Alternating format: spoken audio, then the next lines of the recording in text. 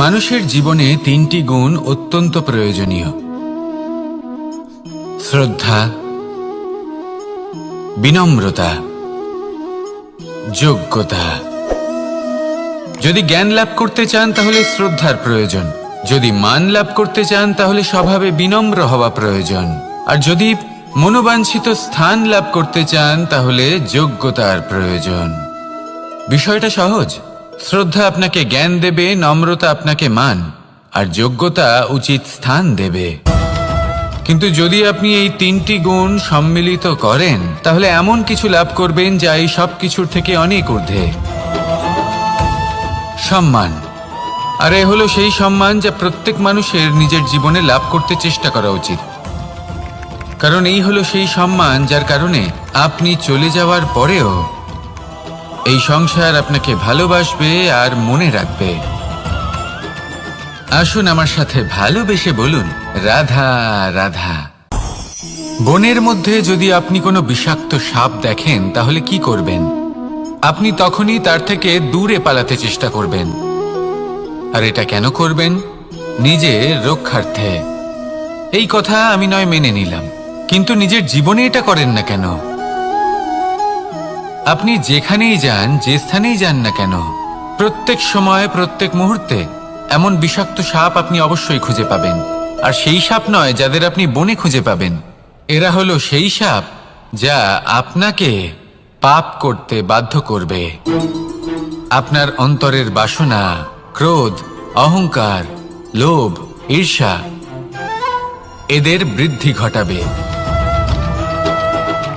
দেখুন, বনের এই সাপ আপনাকে একবার ছেড়ে দিতেও পারে, ছোবল নাও মারতে পারে, কিন্তু এই যে পাপরূপী সাপ আছে তা অবশ্যই ছোবল মারবে।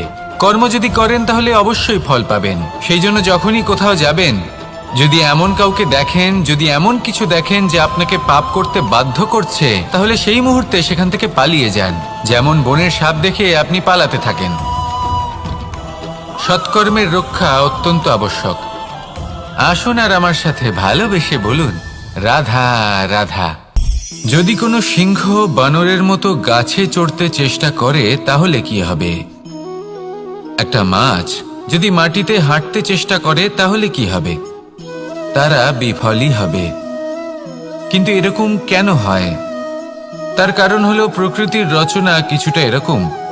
এখানে প্রত্যেকটি ব্যক্তিকে, প্রত্যেকটি প্রাণীকে আলাদা আলাদা গুণের অধিকারী করা হয়েছে এবং সকলকে একটা সীমাও প্রদান করা হয়েছে। এবার এই যে বৃক্ষ, পশু, পাখি, এদের মধ্যে সেই ক্ষমতাই নেই যে এরা নিজেদের যাচাই করতে পারবে, নিজেদের সীমাগুলো বুঝতে পারবে, নিজেদের সদ্গুণগুলো চিনতে পারবে। এরা সেটা করতে পারবে না। কিন্তু মানুষ তো আলাদা। মানুষের কাছে সেই বিশেষ শক্তি আছে যে তারা পূর্ণরূপে নিজেদের যাচাই করতে পারবে, নিজেকে পূর্ণরূপে বুঝতে পারবে, নিজের দোষ, নিজের অপগুণ, নিজের সদ্গুণ, নিজেদের সীমাগুলো তারা বুঝতে পারবে। আর এটা অত্যন্ত গুরুত্বপূর্ণ। কথায় আছে যে যদি সাফল্য লাভ করতে হয় তাহলে নিজেকে যাচাই করে নিতে হবে। তাই নিজেকে যাচাই করুন, নিজের সাথে পরিচিত হয়ে যান এবং জীবনে কর্ম করতে থাকুন। সাফল্যের শিখরে অবশ্যই পৌঁছে যাবেন। আর ওখানে যদি যান তাহলে এই মন প্রসন্ন হয়ে অবশ্যই বলবে, রাধা রাধা। অন্ধকারাচ্ছন্ন রাত্রি যদি এসে থাকে তাহলে আলোকিত প্রকাশ নিয়ে সূর্যও অবশ্যই আসে। রোগ যদি এসে থাকে তাহলে তার ওষুধও অবশ্যই আসে। সমস্যা যদি আসে তাহলে সেই সমস্যার সমাধানও নিজে থেকেই আমাদের কাছে চলেই আসে। এই সংসার, এই জীবনের শুধুমাত্র একটাই নিয়ম আছে, আর তা হলো এটাই: এই সংসার হলো একটা চক্রের মতো। এতে শাশ্বত বলে কিছু নেই, নিত্য বলে কিছু নেই। আর যা কিছুই রয়েছে সব বদলাতে চলেছে। যদি আপনার জীবনে দুঃখ থাকে, সমস্যা থাকে, যদি আপনি বিপদ দ্বারা আচ্ছন্ন, তাহলে মনে রাখবেন সবকিছু বদলে যেতে চলেছে। দুঃখের সময় কাঁদবেন না, মনকে আরো দুঃখী করে তুলবেন না, কারণ এখানে যা কিছুই এসেছে তা যাওয়ার জন্যই এসেছে। তাহলে এত চিন্তা কিসের? আনন্দ সহকারে জীবন যাপন করুন আর আমার সাথে ভালোবেসে বলুন, রাধা রাধা। রাত্রিবেলায় যখন আলোকিত জোনাকিদের দেখেন তখন মন প্রসন্ন হয়ে ওঠে। এদের দেখতে খুবই সুন্দর লাগে। আর এমন ঠিক কেন হয়? প্রথম হলো এটাই যে রাতের বেলায় চতুর্দিক অন্ধকারাচ্ছন্ন থাকে। এমত অবস্থায় যদি আমরা কোথাও একটু প্রকাশ দেখি তাহলে সেটাই আশার কিরণের ন্যায় মনে হয়। সেই প্রকাশই আমাদের মন প্রসন্ন করে তোলে। আর সেই জন্য যে সকল মানুষ রাতের বেলায় কোনো জোনাকি দেখতে পান তারা প্রসন্ন হয়ে যান। এবার কখনো কখনো জীবনে আমাদের মনে হয় যে চতুর্দিকে শুধুমাত্র অন্ধকারই হয়ে আছে। প্রত্যেকেরই তা কখনো মনে হয়। আর তখনই আমাদের নিরাশ হলে চলবে না, আমাদের দুঃখী হলে চলবে না। সেই সময় আমাদের খুঁজতে হবে নিজেদের আশেপাশে চতুর্দিকে আর কোথাও না কোথাও আমরা প্রকাশ অবশ্যই দেখতে পাবো, আশার একটা কিরণ অবশ্যই দেখতে পাবো। কেউ এমন একটা কর্ম করেন যেটা দেখে আমরা প্রেরিত হয়ে যাই। আর এমন কোনো কর্ম যদি আপনারা করেন তাহলে সেই কর্ম আপনার মনকে প্রসন্ন ভাব, আনন্দ এবং ভালোবাসা দ্বারা ভরিয়ে তুলবে। আপনার অন্তরের সেই অন্ধকারের অন্ত করবে, দুঃখেরও অন্ত করবে। আর এই মন প্রসন্ন ভাব নিয়ে বলবে, রাধা রাধা। মনুষ্য জীবনের সবথেকে বেশি গুরুত্বপূর্ণ বিষয় হল মনের একাগ্রতা। এই সংসারের যে কটি মহান কার্য সম্পাদন হয়েছে তা হলো মনের এই একাগ্রতার একমাত্র ফল। আপনি অবশ্যই দেখে থাকবেন অনেক ছোট বড় নদী যা বয়ে চলে তাদের সামনে একটা বাঁধ নির্মাণ করা হয় সেই সব নদীর জল সঞ্চয় করতে। বাঁধ হয়ে গেলে প্রয়োজন মতো বা মনের ইচ্ছে মতো তাকে ব্যবহার করা সম্ভব। এবার এটাই আমাদের মনের সাথেও সম্ভব। আমাদের মনের একাগ্রতা আজকের দিনে দাঁড়িয়ে বিভিন্ন ধরনের বিকার, ক্রীড়া এবং ভোগের মধ্যে ভাগ হয়ে গেছে। একে একত্রিত করতে হবে, একটা বাঁধ নির্মাণ করতে হবে, কর্মের বাঁধ। আপনাকে শুধু এটাই করতে হবে, যেটা উচিত কর্ম সেটাই করুন, যেটা অনুচিত কর্ম সেটা করা থেকে নিজেকে বিরত রাখুন। ব্যাস, এই কাজটাই আপনি করতে থাকুন, মনের মধ্যে একাগ্রতার বাঁধ নির্মাণ করুন। আর একবার যদি তা নির্মাণ হয়ে যায় তাহলে যখন চাইবেন, যেখানে চাইবেন, যতটা চাইবেন একাগ্রতা প্রয়োগ করতে পারবেন। আর একবার যদি আপনি এটা শিখে যান তাহলে এই সংসারকে বদলে ফেলার মতো কাজ আপনি করতে পারবেন, সমাজকে শোধরাবার মতো কাজ করতে পারবেন। তাহলে এই মনকে একাগ্র করুন আর আমার সাথে ভালোবেসে বলুন, রাধা রাধা। এই সংসারে সবথেকে বেশি কোমল বস্তু হলো রেশম। এই রেশম এতটাই কোমল হয় যে এর পুরো একটা থান শুধুমাত্র একটা হাতে ধরা সম্ভব। কখনো ভেবে দেখেছেন এই রেশম কিভাবে হয়? একটি কীট তার লালার দ্বারা উৎপন্ন হয়। এই কীট সেই রেশমকে পাক দিতে থাকে, পাক দিতেই থাকে আর আস্তে আস্তে তার মধ্যেই জড়িয়ে পড়ে। শেষে ওর এই সুন্দর অমূল্য সৃষ্টি রেশমের এই সুতো তার নির্মাণ কার্য পূর্ণ হয়। কিন্তু তাতেই ও নিজে বন্দী হয়ে যায়। নিজেরই মায়াজালের এই বন্দী গৃহে নিজেই ফেঁসে যায়। এবার এই সুতোকে ব্যবহারযোগ্য করে তোলার জন্য এই কীটগুলিকে এই কবচের সাথেই ফুটন্ত জলে ফেলে দেওয়া হয়। এই সংসারে যদি আমাদের স্বপ্ন এই সংসারের দুঃখ হরণ করার জন্য, এই সংসারে সুখ বিতরণ করার জন্য হয়, তবেই আমাদের প্রগতি সম্ভব। যদি আমাদের এই স্বপ্ন শুধুই আমাদের এবং আমাদের স্বার্থ সিদ্ধির জন্য হয় তাহলে এই স্বপ্ন আমাদের অন্ধ করে দেবে, আমাদের অন্ধকারের পথে নিয়ে যাবে আর আমরাও সেই কীটের মতো হয়ে যাব। নিজেদেরই মায়াজালে আমরা নিজেই ফেঁসে যাব। আর শেষে আমরা যদি কিছু লাভ করি তা হবে একাকিত্ব, অন্ধকারময় মৃত্যু। তাই স্বপ্ন অবশ্যই দেখুন, কিন্তু এমনভাবে স্বপ্ন দেখবেন না যে তার এই বন্দিগৃহে আপনি নিজেই ফেঁসে গেলেন। স্বপ্ন দেখুন পরোপকারের, পরমার্থের, সবাইকে উদ্ধারের, অন্ধকারের নয়। তবেই কল্যাণ হবে আর তবেই এই হৃদয় প্রসন্ন হয়ে বলবে, রাধা রাধা। আমার কাছে যশোদা মা যেমন, আমার কাছে দেবকী মা যেমন, আমার কাছে ঠিক তেমনই হলেন গোমাতা। এবার ভেবে দেখার বিষয় হলো এটা যে এই সংসারে অসংখ্য প্রাণী আছে, একজন গাইকে একজন মায়ের মর্যাদা কেন দেওয়া হয়? তাহলে এর অনেকগুলো কারণ আছে। এই গাই অর্থাৎ গোমাতা, এনারা হলেন অত্যন্ত শান্ত, শান্তিপ্রিয়, কখনো কারোর কোনো ক্ষতি করতেই পারেন না। গোমাতা যে দুধ নিজের বাছুরকে পান করান সেই দুধই আমাদেরও দেন। সেই দুধ পান করে আমরা শক্তি লাভ করি। এই দুধ থেকে আমরা মাখন, ঘি, পায়েস এইসব সুস্বাদু খাবার লাভ করি।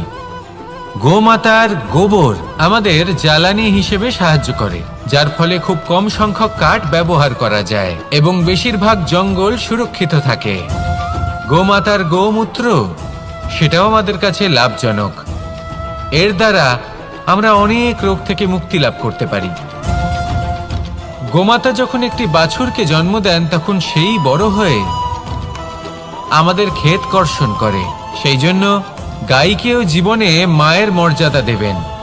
যতটা সম্ভব তাকে সেবা করুন এবং ভালোবেসে তাকে পালন করুন। এই মন নিজে থেকেই প্রসন্ন হয়ে বলবে, রাধা রাধা। মধু কারই না পছন্দ বলুন তো? অত্যন্ত সুস্বাদু হয় এই মধু, মিষ্টি খেতে হয় এবং তা শক্তিও প্রদান করে। এবং প্রত্যেকটি মিষ্টি পদার্থের মতোই এতেও খুব তাড়াতাড়ি পিঁপড়ে ধরে যায়। অন্যদিকে যদি নুনকে দেখি তাহলে বছরের পর বছর রাখলেও এতে পিঁপড়ে ধরে না। এবার যদি কথা বলি বন্ধুত্বের, তাহলে বন্ধুত্ব নুনের মতো হওয়া উচিত, মধুর মতো নয়। যারা সামনে এলে শুধুমাত্র মধুর মধুর কথা বলবে, পরে এতে পিঁপড়ে ধরে যাবে, এটা নুনের মতো হওয়া উচিত। প্রকৃত বন্ধু হলো সে যে সময় এলে পরে আপনার সামনে আপনার প্রকৃত সত্য তুলে ধরবে, তা সে যতই কঠিন হোক না কেন। আপনার দোষ, আপনার অপগুণ, আপনার খামতি আপনাকে বলতে পারবে, যাতে আপনি সেগুলো শুনে মেনে নিয়ে তারপর নিজেকে শুধরোতে পারেন। এটাই হলো প্রকৃত বন্ধুত্ব। কখনো নিজের জীবনের আশেপাশে মন দিয়ে দেখবেন, অনেক সময় এমন মানুষ থাকেন, অনেক বন্ধু থাকেন যাদের দেখে আমাদের মনে হয় যে এনারা খুব কঠোর, এনাদের কথা খুব কটু। কিন্তু বেশিরভাগ এমন মানুষের মনটা যদি বুঝতে পারেন তাহলে দেখবেন তাতে কোনো মালিন্য নেই, এনাদের মন অত্যন্ত পবিত্র হয়। যদি আপনার জীবনেও এমন কোনো ব্যক্তি থেকে থাকে, এমন বন্ধু থাকে, তাহলে তাদের আগলে রাখুন আর আমার সাথে ভালোবেসে বলুন, রাধা রাধা। যতক্ষণ আমরা এই সংসারে জীবিত ততক্ষণ আমাদের সাথে সবকিছু থাকে, আমাদের ধন, সুখ স্বাচ্ছন্দ্য, আমাদের মিত্রগণ, আমাদের পরিবার, এই সমাজ, এই সবকিছু আমাদের সাথে থাকে। যেদিন আমরা এই সংসারকে ত্যাগ করব, এদের মধ্যে কেউ আমাদের সাথে যাবে না, না ধন, না স্বাচ্ছন্দ্য, না সম্পত্তি। এই সকল মানুষ, এই সমাজ, এরা শুধুমাত্রই শ্মশান পর্যন্ত আমাদের সাথে থাকতে পারবেন। তারপরে যদি আমাদের সাথে কিছু যেতে পারে তাহলে তা শুধুই আমাদের ধর্ম। আর এই সংসারে আমরা নিজেদের যে সুনাম রেখে যাই সেটা সম্ভব শুধুমাত্র কর্মের দ্বারা। সেই জন্য সংসারে যতদিন পর্যন্ত জীবিত আছেন, যদি কিছু অর্জন করতে চান তাহলে ধর্ম অর্জন করুন, ধর্মের বিষয়ে স্পষ্টতা অর্জন করুন এবং কর্ম অর্জন করুন। এটাই হবে আপনার অতীত এবং এটাই হবে আপনার ভবিষ্যৎ, এবং এটাই সকলকে প্রেরণা প্রদান করবে। আসুন আমার সাথে ভালোবেসে বলুন, রাধা রাধা। আমরা যখনই কোনো যাত্রায় যাব বলে মনে করি তখনই আমরা প্রস্তুত থাকি আসন্ন বিপদের জন্য বা সংকটের জন্য। যেমন যদি আমাদের মনে হয় যে আজকের পরিবেশ খুব ঠান্ডা হবে, তাহলে আমরা গরম বস্ত্র ধারণ করি বা সেটাকে সাথে নিয়ে যাই। যদি মনে হয় যে বৃষ্টি হতে পারে বা বৃষ্টি হয়ে চলেছে, আমরা দেখছি, তাহলে আমরা একটা ছাতা সাথে নিয়ে নিই।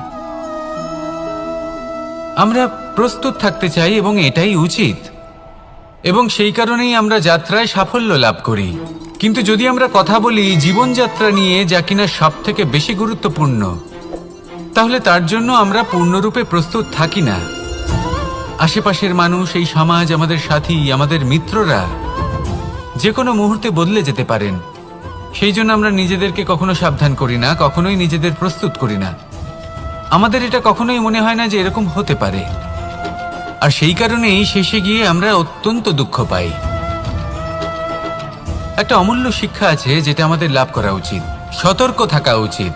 এই জীবনযাত্রার জন্য শুধুমাত্র এই পরিবেশের বিষয়ে তথ্য সংগ্রহ করা বা তাকে অনুমান করা এটুকু হলেই চলবে না।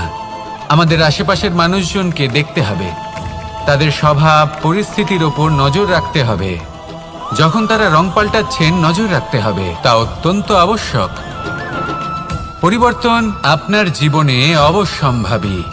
সঠিকভাবে তার সম্মুখীন হন।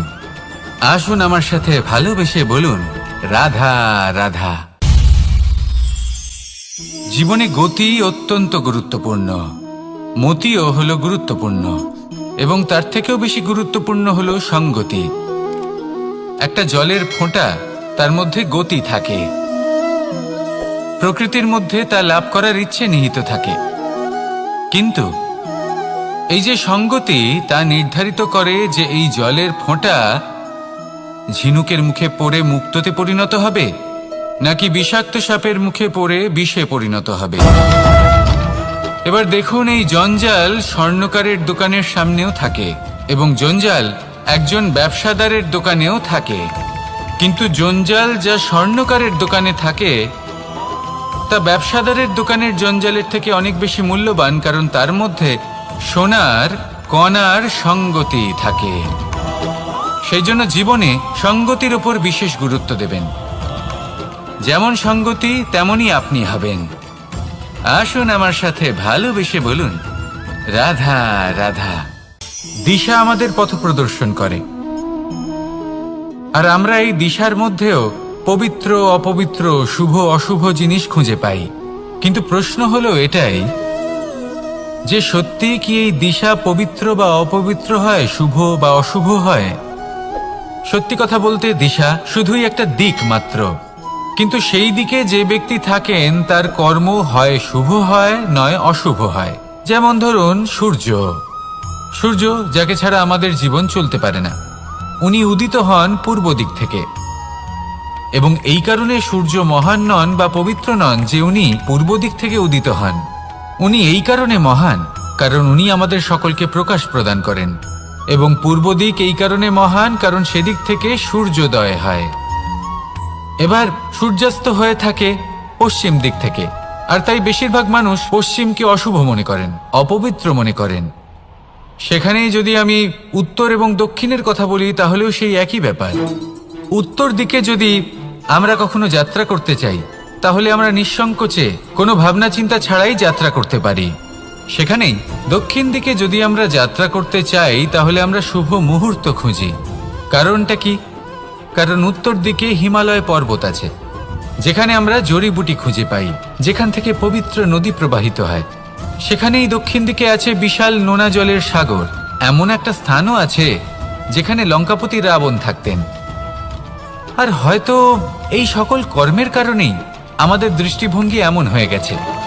তাই আপনার কর্ম সবসময় যথাসম্ভব শ্রেষ্ঠ রাখুন, কারণ আপনার কর্ম শুধু আপনার জন্যই নয়। আপনি যেখানে আছেন, আপনার কুল, আপনার স্থান, আপনার দিশা, এই সব কিছুর ওপর তার প্রভাব পড়বে।